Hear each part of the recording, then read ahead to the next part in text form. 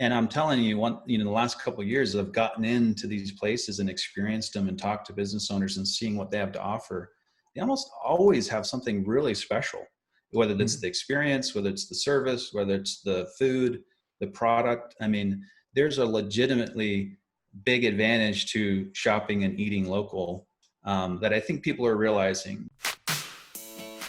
What's up, Zach Oates here, author, entrepreneur, and customer relationship guru. Welcome to Give an Ovation, growth strategies for restaurants and retailers, where we find industry leaders to share their secrets to grow your business. This podcast is sponsored by Ovation, the actionable guest feedback tool that works on or off premise and is easy, real-time, and actually drives revenue. Learn more at ovationup.com. Welcome to another edition of Give an Ovation. I am joined by Dave Loveland. For those of you who don't know Dave, he is the founder of Keep Local Alive. He's also a three-time founder and speaks 4 languages. Now, Dave, I want to ask you, do you know what they call someone who speaks 2 languages is? Bilingual? 3 languages? Trilingual? 4 languages? Quadrilingual? I don't know. Or maybe just Dave lingual. And then 1 language is American. Nice one. Yep. There we go. Which is ironic because you speak 4, I speak a couple. Here we go. We're going to make this happen, though. Dave, first of all, let's start off by talking about Keep Local Alive. Why did you start it, and what do you do? Well, first I wanted to call out my professionally designed logo here on my blackboard. That is true. Very fancy. I'm loving that, man. I got to talk to the artist who did that. We need to put one back here in my wife's sewing room. You know what? It's a movement, first of all. That's why I did a hand-drawn version of the logo. I figured, you know what? The movement's supposed to be grassroots. So yeah, I mean, like that. Keep Local Alive was, it wasn't the intention of myself and Bobby, my co-founder. In fact, we went to launch our business, DIFM, on March 1st of this year. So we were gung-ho about launching a platform for micro businesses, small businesses, retailers, restaurants, service businesses, all these tiny businesses that 2 weeks later literally shut their door. And we were all kind of waiting and seeing what this world was going to be like. So that's how the Keep Local Alive story actually starts, is realizing, you know what, we can't launch this company. We can't do it right now. We can't go sell products or solutions to people. It's just not good timing. Let's just find a way to help and find a way to make an impact. And so that's how the movement came about.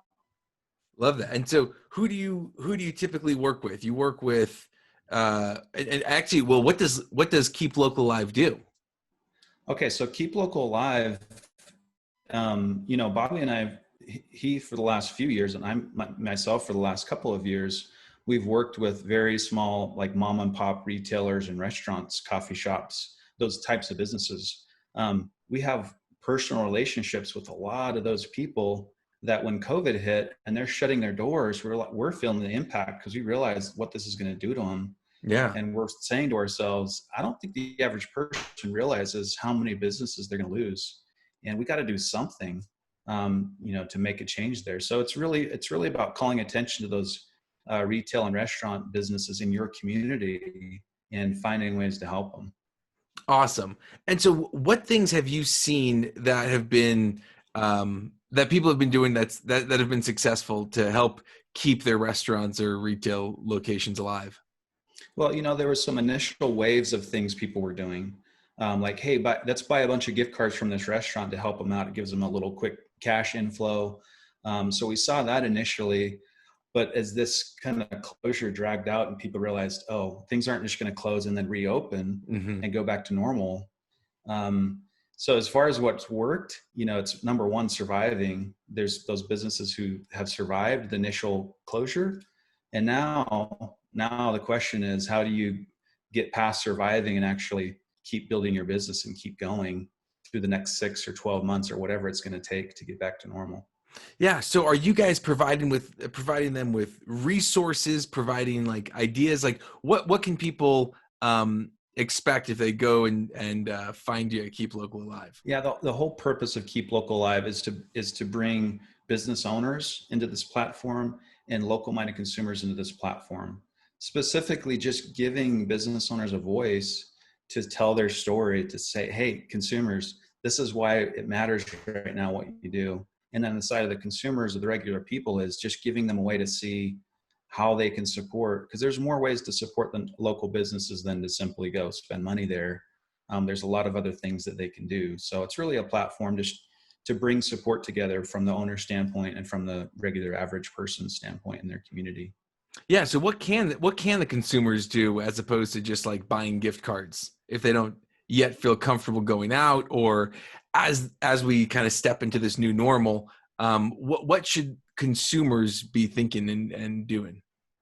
Honestly, if there's a business in your community that you love, and most people do, there's a coffee shop or there's a restaurant or just something where they're like, man, that business has been here for 40 years. I don't want to see it die. Yes, you can go spend money there. You can go eat there.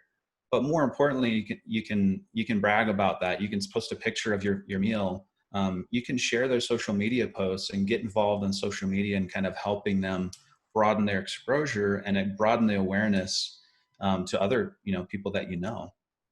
Yeah. So do you have any good success stories of what you've seen restaurants and communities coming together? Oh yeah, there's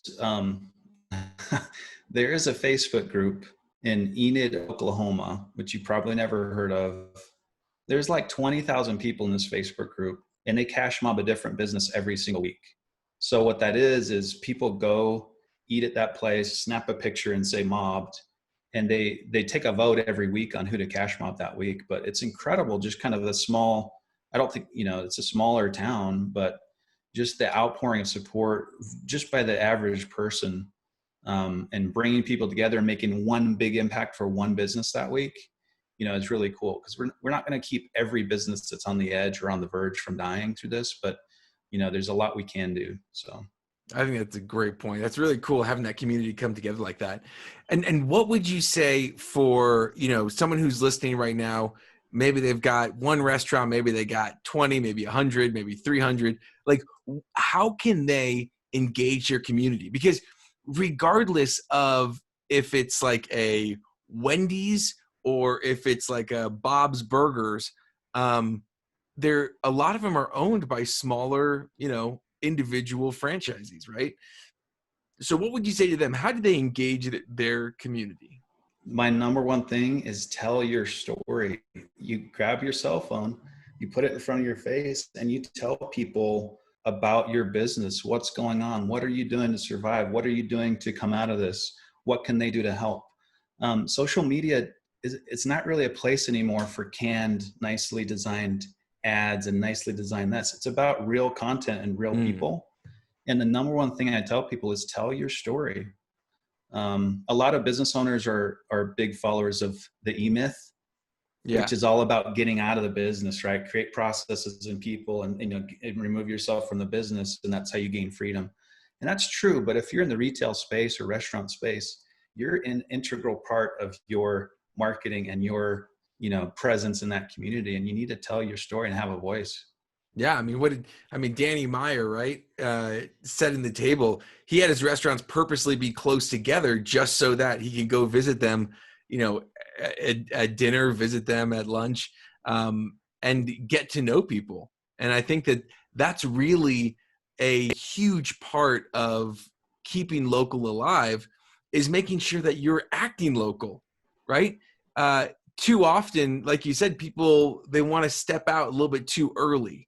And I think it's great to get freedom, but at the end of the day, when you lose that personal touch, when you lose that connection, there's a big part of the why, like Simon Sinek talks about, right? People just don't just buy what you do, they buy why you do it. And if we don't really have that why out there and telling them our story, then yeah, I think that becomes really tough. So in terms of telling your story, how would you recommend doing that? Like, are you talking about telling my story like, hey, I my parents immigrated here when I was 12, or are you talking about like a daily story of here's what's up at Bob's Burgers? Well, there's a lot more people that are more expert than I am at social media and social media marketing. But I mean, the basic gist of it is you need to be, especially during times of crisis like this and extreme times, you need to be front and center in telling people what's going on. You have loyal followers already. You have people that are interested. You need to just simply communicate with them. And like you said, whether you have a single location or 20 locations across states, you can still be part of that story. The why, like you said, why you started it, what you're doing now. I mean, it's got to come out. So I don't know if I have a specific recommendation on whether you should post a daily video or a weekly video or whatever it is. But yeah, you need to get in front of your phone, your face, and talk to people right now. I like that. And then what about like in store? What should they be doing in store to kind of get people to help promote them? I think there's a lot of just encouraging the reviews, and please give us a shout out on social media. I've seen a lot of clever little signs and little resources like that you can put in your physical brick and mortar location. But again, there's people that love you, that love your restaurant or love your business and what you do. Just give them little plugs or little reminders on how they can share that love on social media more than anything. Yeah, I love that. And in terms of social media, a lot of what you're doing right now, I mean, that's primarily how you're getting the word out there, right? It's mainly through social media. That's how people are connecting. And so in terms of getting on social media, I know you said you're not like a social media expert, but are there specific platforms that you would recommend if someone is maybe not feeling super comfortable with social media? Well, yes, Facebook. There's a lot of people that are doing tons of good things on Instagram, especially women's boutiques and certain types of businesses. But Facebook's like the lowest hanging fruit in the history of small business advertising and marketing. Specifically, what I'm saying right now is Facebook groups. They're a unique way. It's not a page. It's not a place for you to advertise, for you to promote. It's groups of people around some topic, whether that's support local Provo, Utah, or moms of Provo, Utah. It's a group of like-minded people who have natural organic discussions. They would love, there's so many groups that would love a restaurant owner to be involved in a non-spammy, non-promotional way of just sharing news, noteworthy things, sharing updates.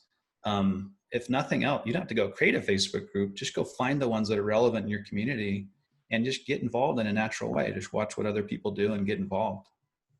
Love that. And when you say like find a Facebook group and get involved, what could that look like? What types of Facebook groups would a restaurant in Sheboygan want to get involved in? Well, I haven't looked it up, but I guarantee if you type in Sheboygan local eats or local food or restaurants, there's a bunch of them. And you can kind of quickly see based on the number of members or what the posts are like. There's there's very spammy groups where it's just everybody's promoting their thing and nobody cares. But there's some really genuine groups, especially right now around supporting restaurants and small businesses. It's a lot of really good ones. All you got to do is type in that search bar. Yeah, just so look at that search bar for any sort of like food groups, community groups. Get involved, make it organic, don't spam. I think that makes a lot of sense. And why do you think, Dave, like why is there such a push to local? What happened in this pandemic that made people switch and start to really want to support local in a way that I've never seen before? I've seen little signs that are like, shop local, but it's a sticker in the window and that's it, right? Like what do you think it is? I've, in all candor, a few years ago when I thought of shop local, I thought of spending too much for the same thing you could get somewhere else. I mean, that's honestly my cynical view, and a lot of people still hold that view. Is just, oh, that's nice, support local. Oh, that's a nice thing. Shop small Saturday. That's nice. But sort of my cold capitalist view, my cynical view before was you're just paying too much for something that's not as good. And I'm telling you, the last couple of years, I've gotten into these places and experienced them and talked to business owners and seeing what they have to offer. They almost always have something really special. whether it's the experience, whether it's the service, whether it's the food, the product. I mean, there's a legitimately big advantage to shopping and eating local that I think people are realizing. But maybe to more directly answer your question, people are realizing the fabric of our country, the fabric of our communities. A really important piece of that fabric is entrepreneurship and small business. And nothing symbolizes small business and entrepreneurship better. Nothing has more emotional draw to us than coffee shops, restaurants, clothing boutiques. Those retail restaurant type locally owned businesses are the ones that emotionally reach out to us, and we think, oh, that owner had a dream and it's getting shattered by something totally out of their control right now. That's where I think the support comes from, is people realizing, oh my goodness, this isn't because they have a bad product. It's not because they had a bad business. It's because they're literally shut down or literally restricted in ways that they can't control, and let's help them. So I think people, it's kind of, when you realize what you stand to lose, you tend to take more action. I think that's kind of what's going on. I think that makes a lot of sense, because it all of a sudden goes from, a restaurant to a neighbor's restaurant, right? And it's so easy for us to understand, hey, that could be us. That could have been my job. That could have been what my life, my family. And for a lot of people it is. And so seeing the ramifications and kind of having a little more of that empathy, I think you're exactly right, Dave. I think that's very, very astute observation. So any final pieces of advice that you would give to restaurant owners, operators, retailers? Well, again, my final piece of advice is get involved online. You as the owner, figure out a way to tell your story to people right now, and maybe think about how to integrate that into your overall strategy. But right now, over any time, there's people in their basement offices doing professional videos. There's people doing the Tonight Show from home. You can do things now that don't have to be professionally produced. They just have to be real. It's a great time to do something real. So get involved in social media, tell your story with a cell phone video, find groups in your community that you can share that with naturally. Love that. So here are my takeaways. One, get people to share and review. If you can't use technologies like Ovation, get signs, right? Handwritten signs. Two, tell your story. I love that. It doesn't have to be professional. It just has to be real. I love that. Three, find Facebook groups and get involved in a non-spammy way. And then four, grab a hold of this local wave, right? Don't know if this is going to be something that continues, but this is an awesome way to get more people involved, engaged to your front doors, to your digital front doors.